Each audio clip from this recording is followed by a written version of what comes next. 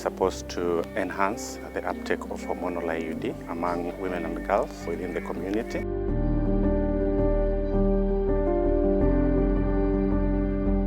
This project is trying to promote hormonal IUD as a long-acting reversible contraceptive. Of course, we don't promote that alone. There's a various family planning method mix that we champion for, and therefore this is just one of them. However, the providers, of course, are trained to ensure that they provide counseling, and the woman who wants a method eventually chooses the one that is most suitable for them, of course, after being told about the side effects for the different methods that are available. The USG funding cuts came in at a very bad time. Of course, we know the challenges that we are experiencing as a country. We have the triple threat that the government is really dealing with, that is HIV, teen pregnancies, and GBV. And USAID really was financing a critical component of the national health budget. USAID accounted for close to 30% of the national health budget, and you know what that means. We had around 30% going towards HIV programs, and then we had around 25% going towards family planning programs.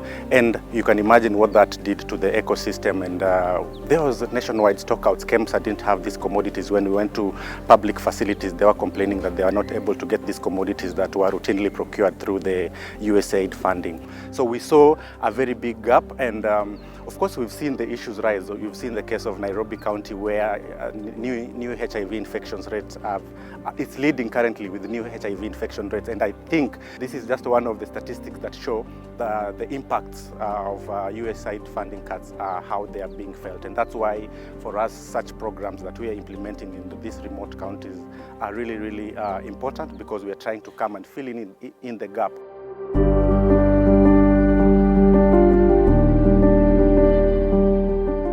Here today is essentially just looking at how the year has been.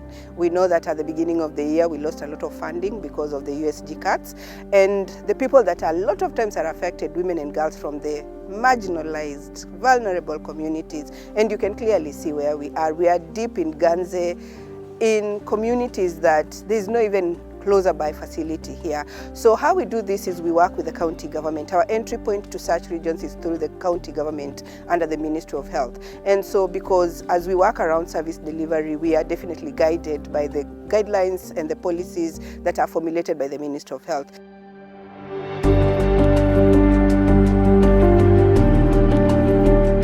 In this locality, we find the people with children over 5 or 6 or 7 or 8 in a household, and this is because of failing to get education on how to make planning, family planning.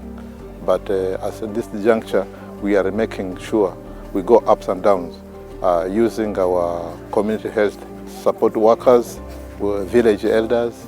We call them for public barazas. We educated them on how to make family planning so that they be able to take care of the children you get as a household.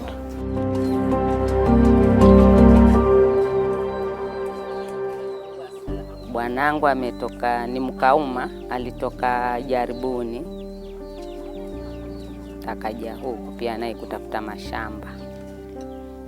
Akaja akanioa, tukaanza familia. Mimi ni mbibi wa pili. Nimezaa naye watoto 11. Siwezi kumwambia mwenzangu wewe tumia family planning, kwa sababu family planning tunaona kuna watu wengi wanatumia family planning, na baada ya siku akienda hospitalini akipimwa anasemekana jalo ile sijui mnahitaje, kwetu tunaita jalo, linaingiliwa na vidonda mpaka inatoka ni kansa. Nasikia hata ushauri wa kwamba tamwambia mwanzangu wewe weka family planning bado haujaniingia.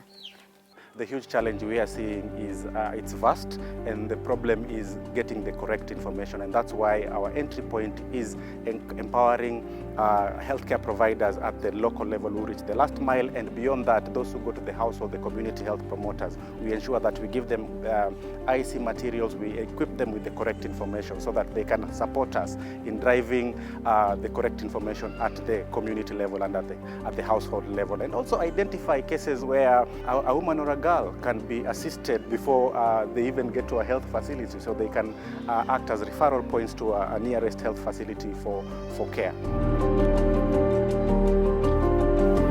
So for us, what we need to do, we are supposed to address the myths and misconceptions. Most of the facilities, most of the nurses actually have been trained. RHNK has taken the lead together with the MOH to train a vast number of nurses in Kilifi County and other counties. So recently there was a scale-up of HIUD and DMPA-SC, that is the subcutaneous injection for 3 months. Niko na miaka 38, niko na watoto 9. Nimeona ni muhimu kwa ile kisasi ilikuwa ni kama inatatiza wale watoto. Nake mzee alikuwa hapatilie mambo ya mtoto, atakula nini, hanyonyi tena. Sasa majukumu naendelea nayo mimi. Ndio nikaanza kurukisha. Nikiwa niko na watoto 7, ndio nikaweka hiyo sindano ya miaka 5. Nikazaa huyo wa 8, alafu nikaeka tena huyu hii ya miaka 5, alafu nikatoa nikazaa huyo wa 9. Nikaeka tena.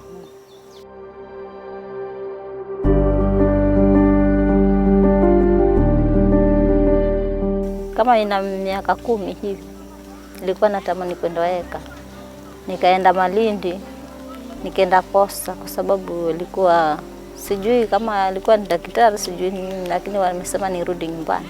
Nikarudi nyumbani. Nikaja mueleza mzee nataka niende hospitali nyingine. Akasema hataki. Nimejisikia mwenyewe nibadilisha, hata nimekuja na nia nyingine, lakini nikajiambiwa hapa kuna hiyo inaendelea. Ndio nikamwambia hapa wanitoe nibadilishe. Kama sisi wenyewe hizi hawa Ganze tunaweza tumia, kwa sababu wakati wa nyuma si kama wakati wa sasa hivi. Wakati wa nyuma huku kulikuwa kuna kila kitu.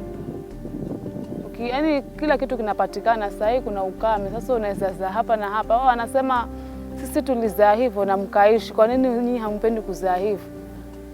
Ndio tunasema wakati wa nyuma kulikuwa kuna fadhali, sasa hivi kumekuwa na changamoto nyingi. Sababu nyuma ulikuwa unapata chakula, kila kitu kiko. Lakini sasa hivi ni kukame, ni utafuta, ukipata pesa ndio unasaidika. Kama hutapata pesa, sasa watoto wanakufa njaa wengine hapa. Wakija hapa wana faida kwa sababu kule hospitali kuna ukienda kule kuna vitu vingine haupati, kama kupimwa kila kitu. Hapa tumesaidika, tumepimwa kila kitu. Ukienda kule hospitali vitu vingine hawezi saidika, mpaka unaambiwa mpaka uende Kilifi.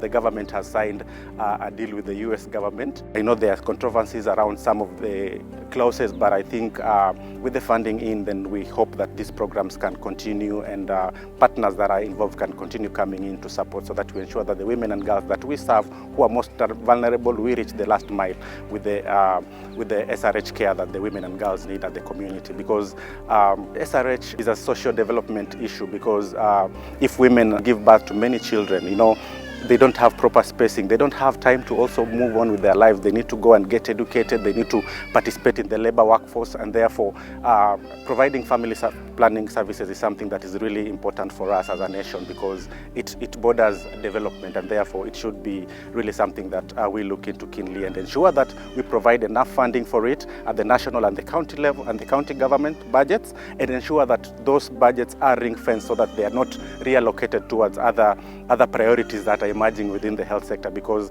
SRH, especially family planning, is a critical component for our country in terms of development.